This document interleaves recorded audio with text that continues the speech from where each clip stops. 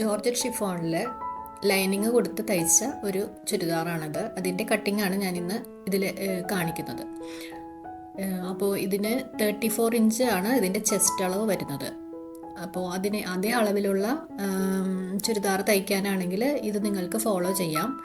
എങ്കിലും ലെങ്ത് എല്ലാം വ്യത്യാസം ഉണ്ടാവാം. ഓരോരുത്തർക്കും അവരുടെ ഹൈറ്റ് അനുസരിച്ച് വ്യത്യാസം വരാം.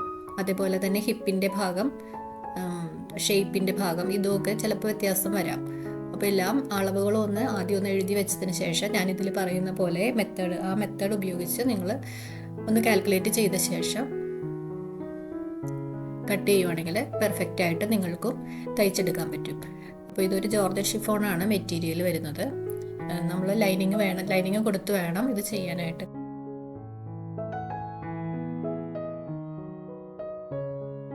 ഒരു ഷിഫോൺ മെറ്റീരിയൽ ആയതുകൊണ്ട് നമ്മൾ ആദ്യം ലൈനിങ്ങിലാണ് ഇതിൻ്റെ കട്ടിങ് ചെയ്യാൻ പോകുന്നത്. അപ്പോൾ ഇതിൽ ആദ്യം അളവുകളെല്ലാം ഒന്ന് മാർക്ക് ചെയ്ത് കൊടുക്കാം. എത്രയാണോ ഫ്ലെയർ വേണ്ടത് അതിനനുസരിച്ച് വേണം ആദ്യം ഒന്ന് ഇതിനെ മടക്കി വെക്കാനായിട്ട്. അപ്പോൾ ഇത് 4ആയിട്ട് മടക്കി വെച്ചിരിക്കുകയാണ്. 12 ഇഞ്ച് വീതിയിലാണ് മടക്കി വെച്ചിരിക്കുന്നത്. ഇപ്പോൾ ഫ്ലെയർ നിങ്ങൾക്ക് കൂടുതലായിട്ട് വേണമെങ്കിൽ 13 14 ഇഞ്ചോ വീതിയിൽ നിങ്ങൾക്ക് ഫ്ലെയർ കൊടുക്കാം. മാർക്ക് ചെയ്ത് കൊടുക്കാം. ലെങ്ത് മാർക്ക് ചെയ്ത് കൊടുക്കുമ്പോൾ ഫുൾ ലെങ്ത്തിനേക്കാളും 1.5 ഇഞ്ചോ 2 ഇഞ്ചോ കുറവായിട്ട് മാർക്ക് ചെയ്ത് കൊടുത്താൽ മതി.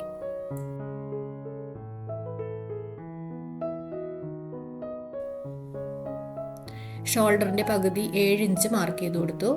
ഇനി ആം ഹോൾ ലെങ്ത്ത് 7 ഇഞ്ച് താഴേക്ക് ഇതുപോലെ ലൈൻ വരച്ചിട്ടു. ഇനി നമുക്ക് ചെസ്റ്റിൻ്റെ അളവ് മാർക്ക് ചെയ്യുന്ന ഭാഗത്ത് ഇതുപോലെ ഒന്ന് ലൈൻ വരച്ചു കൊടുക്കാം. ഷോൾഡറിൻ്റെ ഭാഗത്തുനിന്ന് താഴേക്ക് വേസ്റ്റ് വരുന്ന ഭാഗം, ഷേപ്പ് വരുന്ന ഭാഗത്തേക്കും 13.5 ഇഞ്ചിലാണ് ഞാൻ മാർക്ക് ചെയ്ത് കൊടുക്കുന്നത്. ഹൈറ്റ് കൂടുതലുള്ളവർക്ക് 14 ഇഞ്ച് താഴെയായിട്ടോ 14.5 ഇഞ്ച് താഴെയായിട്ടോ കൊടുക്കാവുന്നതാണ്.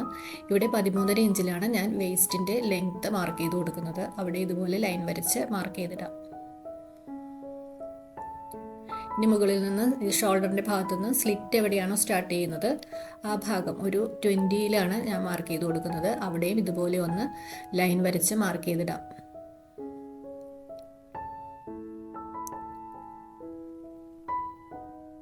ഇനി ചെസ്റ്റ് അളവ് നമുക്ക് മാർക്ക് ചെയ്ത് കൊടുക്കാം.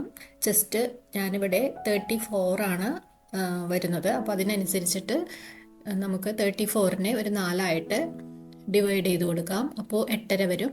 ഈ 8.5യോട് കൂടി ഒരു 1/2 ഇഞ്ച് കൂടി നമ്മൾ ലൂസിന് വേണ്ടിയിട്ട് ആഡ് ചെയ്ത് കൊടുക്കാം. അപ്പോൾ 9 ഇഞ്ച് ഞാൻ മാർക്ക് ചെയ്തിട്ട് 1.5 ഇഞ്ച് തയ്യൽ തുമ്പ് കൂടി ഞാൻ കൊടുത്തു.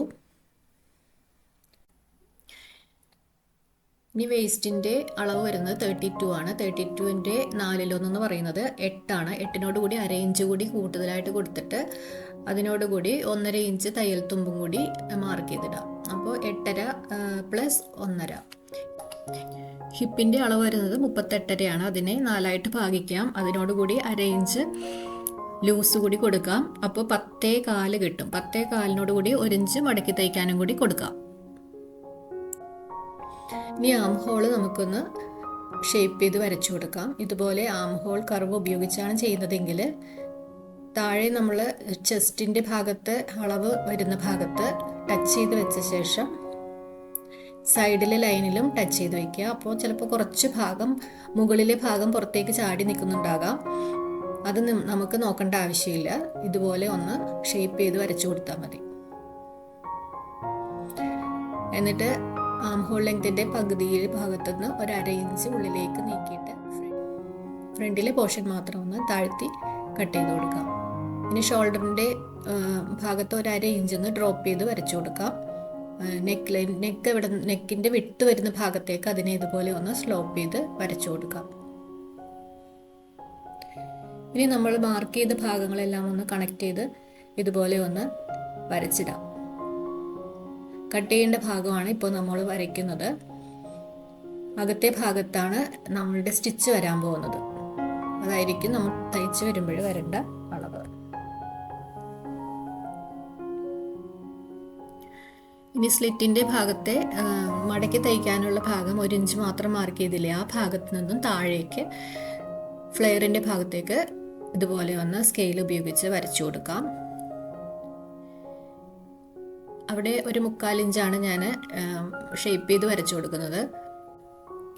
സൈഡ് ഭാഗം താഴേക്ക് തൂങ്ങി വരാതിരിക്കാൻ വേണ്ടിയിട്ടാണ് ഇതുപോലെ സൈഡിൽ കുറച്ച് ഭാഗം മുകളിലേക്കായിട്ട് ഷേപ്പ് ചെയ്ത് കട്ട് ചെയ്ത് കളയുന്നത്. ഫ്ലെയർ കൂടുതലാണ് എടുക്കണമെങ്കിൽ 1.5 ഇഞ്ചൊക്കെ മുകളിലേക്ക് നീക്കിയിട്ട് വരച്ച ശേഷം കട്ട് ചെയ്ത് കളയണം. ഇതിപ്പം 12 ഇഞ്ചാണ് ഞാൻ ഫ്ലെയർ എടുത്തിരിക്കുന്നത്. അപ്പോൾ 1/4 ഇഞ്ചാണ്, 1 ഇഞ്ച് 1/4 ഇഞ്ചൊക്കെ നമുക്ക് സൈഡിൽ കൊടുത്താൽ മതി. അങ്ങനെ കട്ട് ചെയ്ത് കളഞ്ഞാൽ മതി.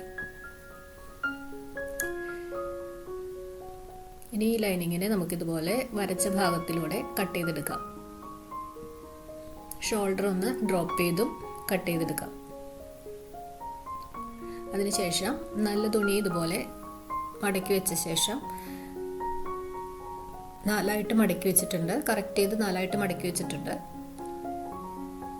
എന്നിട്ട് ലൈനിങ് എങ്ങനെയാണോ കട്ട് ചെയ്തത് അതിനേക്കാളും ഒരു 2 ഇഞ്ച് ലെങ്ത് കൂടുതൽ കൊടുത്തിട്ട് ഇതുപോലെ കട്ട് ചെയ്തെടുക്കാം.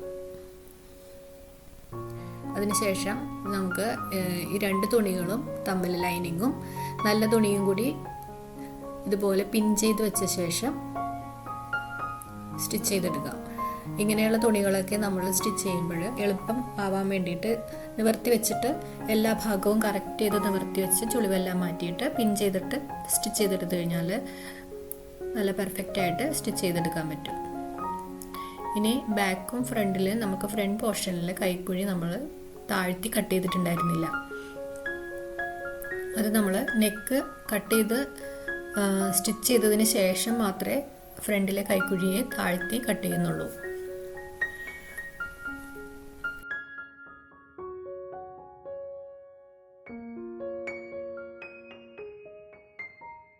ഇന്നത്തെ വീഡിയോ നിങ്ങൾക്ക് എന്തെങ്കിലും തരത്തിലൊന്ന് ഉപകാരപ്പെട്ടെങ്കിൽ ഒരു ലൈക്ക് തരാൻ മറക്കരുത് കേട്ടോ.